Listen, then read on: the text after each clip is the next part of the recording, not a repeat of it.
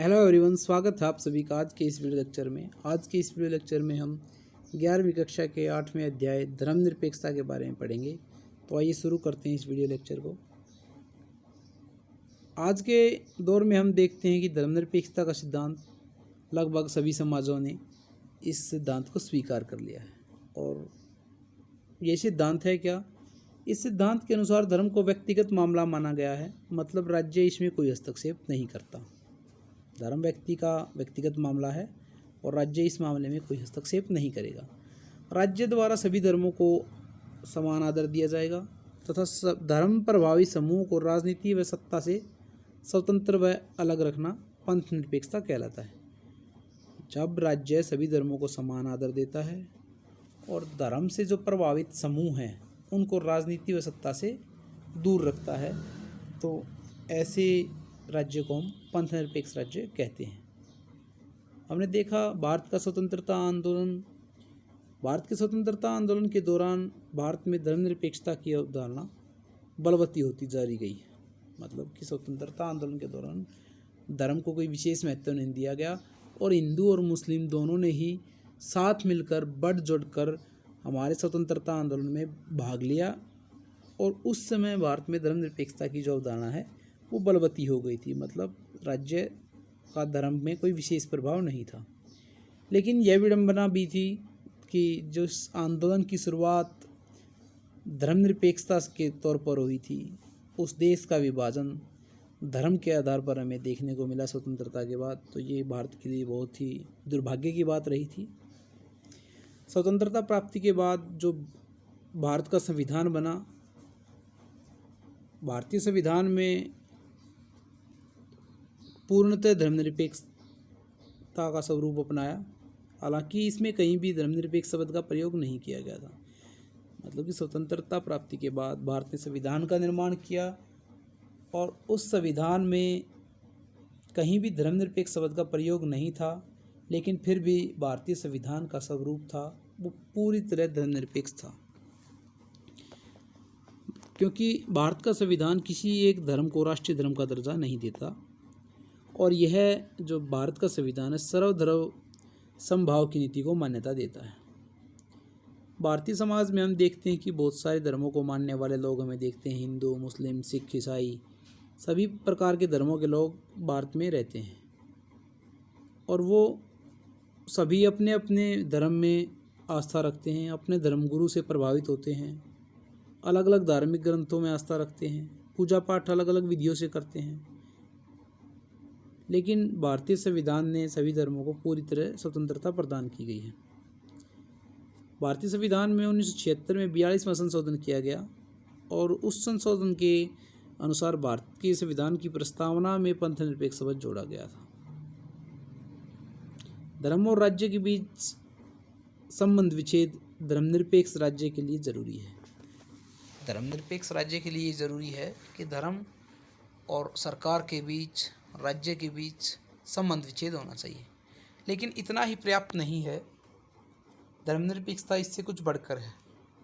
धर्मनिरपेक्षता धार्मिक वर्चस्व यानी धर्म के अंदर छुपे हुए वर्चस्व का विरोध करती है और इसी के साथ साथ अंतर धार्मिक वर्चस्व का भी विरोध करती है।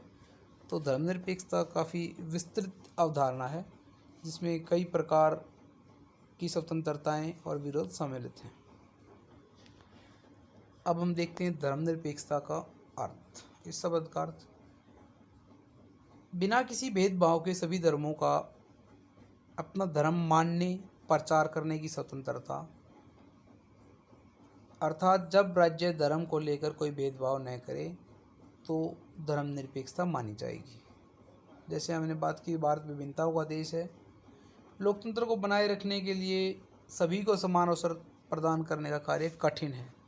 इसीलिए भारतीय संविधान में 1976 में 42वां संविधान संशोधन किया और उस संशोधन के अनुसार भारत के संविधान की प्रस्तावना में पंथ निरपेक्षता शब्द जोड़ा गया। संविधान के घोषणा पत्र में धार्मिक वर्चस्ववाद का विरोध करना, धर्म के अंदर छिपे वर्चस्व का विरोध करना तथा विभिन्न धर्मों के बीच और उनके अंदर समानता को बढ़ावा देना आदि की घोषणा की गई। ये है धर्मनिरपेक्षता। हम बात करेंगे अब धर्मों के बीच वर्चस्ववाद। हर भारतीय नागरिक को देश के किसी भी भाग में आज़ादी और प्रतिष्ठा के साथ रहने का अधिकार है।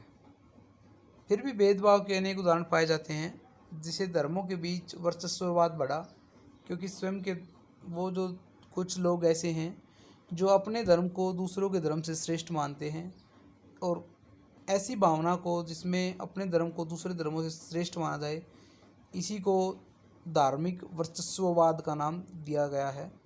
इसके कुछ उदाहरण हमें देखने को मिलते हैं। सबसे पहला उदाहरण है 1984 के सिख दंगे, जिसमें हजारों सिख मारे गए थे। इसी धार्मिक वर्चस्ववाद का दूसरा उदाहरण हमें देखने को मिला, कश्मीर से कश्मीरी पंडितों को निकाल दिया गया, मुसलमानों ने निकाला था। और तीसरा इसका उदाहरण है 2002 में गुजरात में अनेक मुसलमान मारे गए थे, इसे गोधरा कांड का नाम दिया जाता है। कुछ मारे गए, कुछ वहाँ से अपना स्थान छोड़कर चले गए। तो ये धर्मों के बीच जो वर्चस्ववाद है, अपने धर्म को दूसरे धर्म से श्रेष्ठ मानने की भावना है, इसके कारण हमें भारत में जो इन दंगों का सामना करना पड़ा, ये उनके उदाहरण थे। ये था धर्मों के बीच वर्चस्ववाद। इसके अतिरिक्त एक और शब्द है धर्म के अंदर वर्चस्ववाद। धर्म तो एक ही है, उसके अंदर ही कुछ लोग अपने आप को दूसरों से श्रेष्ठ समझते हैं, और इसके उदाहरण है मंदिरों में महिलाओं तथा दलितों का प्रवेश वर्जित। हमें देखने को मिलता है कई कई जगह इस तरह की परंपराएं, रीति परिवार पुराने समय में थी कि महिलाओं और दलितों को मंदिर में प्रवेश नहीं दिया जाता था। तो ये है धर्म के अंदर वर्चस्ववाद। दूसरा इसका उदाहरण है मस्जिदों में महिलाओं को नमाज अदा नहीं करने दी जाती थी, उनका नमाज करना वर्जित था। ये भी धर्म के अंदर पुरुषों का महिलाओं के ऊपर वर्चस्ववाद है। तो एक था धर्मों के बीच वर्चस्ववाद, और दूसरा है धर्म के अंदर वर्चस्ववाद। तो ये दोनों अलग अलग हैं, इनमें आप कंफ्यूज नहीं होना और इनको अच्छी तरह से देख लेना। धर्मों के बीच वर्चस्ववाद मतलब अपने धर्म को दूसरों के धर्म से श्रेष्ठ मानना, और धर्म के अंदर वर्चस्ववाद अपने धर्म के किसी दूसरे व्यक्ति से या महिला से अपने आप को श्रेष्ठ मानना। ये है धर्म के अंदर वर्चस्ववाद। अब हम देखेंगे धर्मनिरपेक्ष राज्य। वह राज्य जहाँ सरकार की तरफ से किसी भी धर्म को कानूनी मान्यता नहीं दी गई हो, धर्मनिरपेक्ष राज्य कहलाएगा। और उस राज्य में सर्वधर्म समभाव की अवधारणा को महत्व दिया जाता है। धार्मिक समूह के वर्चस्व को रोका जाता है। धार्मिक संस्थाओं एवं राज्यसभा की संस्थाओं के बीच स्पष्ट अंतर होना चाहिए। मतलब राज्य की जो सरकार है और धार्मिक संस्थाएं हैं, उनके बीच किसी प्रकार का कोई संबंध नहीं होना चाहिए। जब ऐसा होगा तभी शांति, स्वतंत्रता और समानता स्थापित हो पाएगी। और जो धर्मनिरपेक्ष राज्य है उसे किसी भी प्रकार के धार्मिक गठजोड़ से परहेज करना चाहिए, और ऐसे लक्ष्यों व सिद्धांतों के प्रति प्रतिबद्ध होना चाहिए जो शांति, धार्मिक स्वतंत्रता, धार्मिक उत्पीड़न, भेदभाव, वर्जनाओं से आज़ादी को महत्व दे सके। तभी कोई राज्य धर्मनिरपेक्ष राज्य सच्चे अर्थों में बन पाएगा। अब हम देखते हैं धर्मनिरपेक्षता का यूरोपीय मॉडल। यूरोपीय देश हैं, वहाँ पर धर्मनिरपेक्षता का क्या अर्थ है, और भारत जैसे देश में धर्मनिरपेक्षता का क्या अर्थ है, इनमें हम एक बार अंतर देखेंगे। तो पहले हम देखते हैं धर्मनिरपेक्षता का यूरोपीय मॉडल। जो यूरोपीय देश है वहाँ पर धर्म और राज्य का ये नीति अपनाई गई है कि धर्म और राज्य एक दूसरे के मामले में बिल्कुल हस्तक्षेप नहीं करेंगे, और राज्य समर्थित धार्मिक सुधार के लिए कोई जगह वहाँ पर नहीं है। मतलब राज्य किसी भी प्रकार के कोई धार्मिक सुधार की अपेक्षा वहाँ नहीं की जा सकती, और धर्म और राज्य एक दूसरे के मामले में बिल्कुल हस्तक्षेप नहीं करेंगे। ये है धर्मनिरपेक्षता का यूरोपीय मॉडल। इसके अतिरिक्त अमेरिकी मॉडल धर्म और राज्य सत्ता के संबंध विच्छेद का पारस्परिक निषेध के रूप में समझा जाता है। राजसत्ता धर्म के मामले में व धर्म राजसत्ता के मामले में हस्तक्षेप नहीं करेगा। ये था अमेरिकी मॉडल। ये संकल्पना स्वतंत्रता और समानता की व्यक्तिवादी ढंग से व्याख्या करती। धर्मनिरपेक्षता में राज्य समर्थित धार्मिक सुधार के लिए कोई जगह नहीं है। तो ये था धर्मनिरपेक्षता का यूरोपीय व अमेरिकी मॉडल। हम भारतीय मॉडल की बात करेंगे। भारतीय मॉडल में धर्मनिरपेक्षता का क्या अर्थ लिया जाता है। धर्मनिरपेक्षता का भारतीय मॉडल अंतरधार्मिक सहिष्णुता से प्रभावित है। अंतरधार्मिक वर्चस्व का पूर्वोत्तर विरोध करता है, मतलब कि कोई भी एक धर्म दूसरे धर्म को अपने से कम नहीं समझेगा या एक धर्म अपने आप को दूसरे धर्मों से श्रेष्ठ नहीं मानेगा। इस बात का भारत में पूरी तरह विरोध किया जाता है। तीसरा है अल्पसंख्यक समुदायों के लिए अधिकारों सुनिश्चित किए जाएंगे, मतलब जो ऐसे धर्म के व्यक्ति हैं जिनकी संख्या भारत में कम है, तो उस धर्म के लोगों के अधिकार सुरक्षित रहें, ऐसी सुनिश्चितता की जाएगी। जिस तरह हमने देखा था कि यूरोपीय मॉडल में राज्य समर्थित धार्मिक सुधार की कोई संभावना नहीं है, उसी तरह भारत में राज्य समर्थित धार्मिक सुधार में देखने को मिलते हैं। ऐसा नहीं है कि राज्य और धर्म बिल्कुल अलग अलग हैं, भारत में राज्य समर्थित धार्मिक सुधार में देखने को मिलते हैं। तो ये अंतर था धर्मनिरपेक्षता की यूरोपीय मॉडल व भारतीय मॉडल में। भारतीय धर्मनिरपेक्षता धर्म और राज्य के बीच संबंध विच्छेद पर बल नहीं देती, जैसा हमने यूरोपीय मॉडल में देखने को मिला था और अमेरिकी मॉडल में भी हमें देखने को मिला था।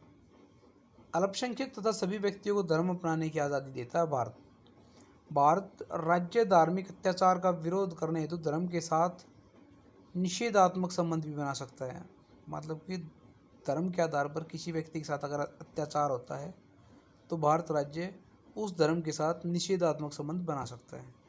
भारतीय संविधान ने अल्पसंख्यकों को खुद अपनी समस्याएं खोजने का अधिकार है और राज्य सत्ता के द्वारा सहायता भी मिल सकती है, मतलब अल्पसंख्यक लोग खुद अपनी समस्याएं खोज सकते हैं और राज्य भी उनकी सहायता इसमें करेगा। भारतीय संविधान की प्रस्तावना में हमने बात की थी 1976 में एक संशोधन किया गया, 42वां संशोधन, और उस संशोधन के अनुसार पंथ निरपेक्ष शब्द जोड़ा गया था। मौलिक अधिकारों में धार्मिक स्वतंत्रता का अधिकार, समानता का अधिकार, शिक्षा, संस्कृति का अधिकार सभी धर्मों को समान अवसर प्रदान करते हैं। तो ये था धर्मनिरपेक्षता का भारतीय मॉडल, जो कि यूरोपीय मॉडल और अमेरिकी मॉडल से बिल्कुल अलग है।